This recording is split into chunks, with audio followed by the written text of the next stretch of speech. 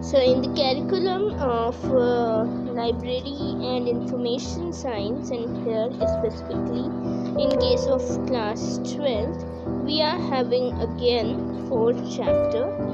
If I scroll down for you, so you'll get that we are having 5 chapters are there here. One more chapter is added, that is communication skills. Okay, then 4th one is computer application library, and here it is advanced because in 11th we saw basic library and information service, and then we have organization of library resource. Again, this is advanced one because basic one we already saw last year. And then first is actually library management, and of course we are going to look at first chapter, which consists of mainly, you can say 4 units are there in case of 4 units. So by 4 units I actually mean it's something like this. If I could get any space, yes. So by 4 unit, what I mean is actually unit 1A, okay, next unit 1B, next unit 1C, this comes under 1, and 4th one is actually unit 2. So in the chapter 1 we have 4 mainly units, 1A, 1B, 1C and 2nd. So our focus should be in the first A, okay, this we'll have to do, which is actually collection, development and its management. I know it's very much big one, but yeah, we have to look at this. Great. So what I did, I actually made a short note from those from the first A, okay, because see, we have a lot of to study, but from these short notes, you can say notes, not just short notes, it's simple notes which you can use for the preparation. Okay, so in case of 1A, collection, development and its management, if we first talk about introduction, so our first focus should be, we should start anything from the name itself.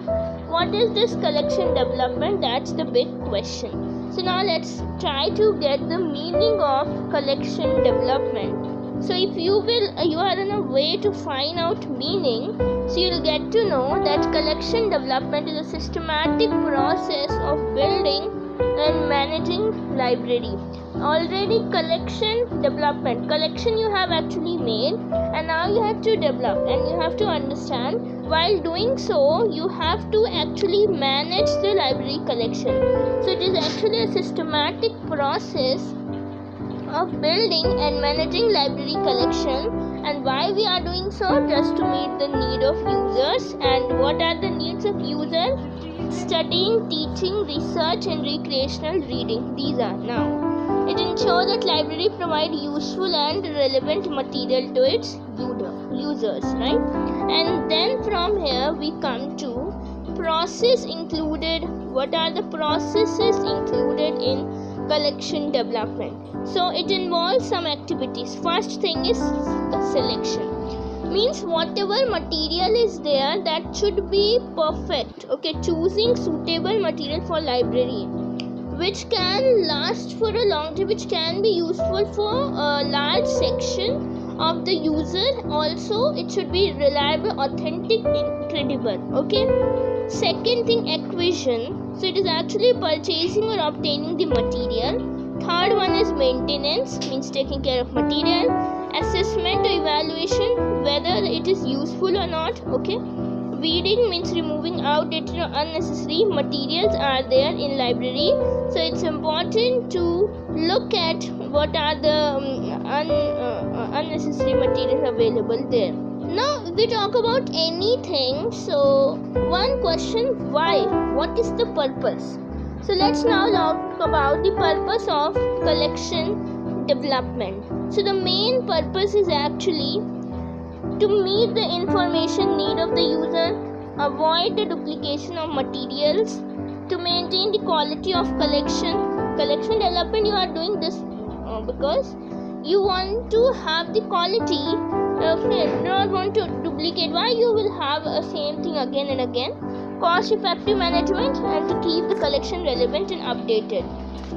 Now, what actually is the history of the collection development? So if we talk about from where this started and who brought that, so concept became important in 1980s, and earlier library used to mainly focus on collecting books rather than focusing to provide services. And obviously last year also we saw in our first law of library science, that is books are for use. Okay.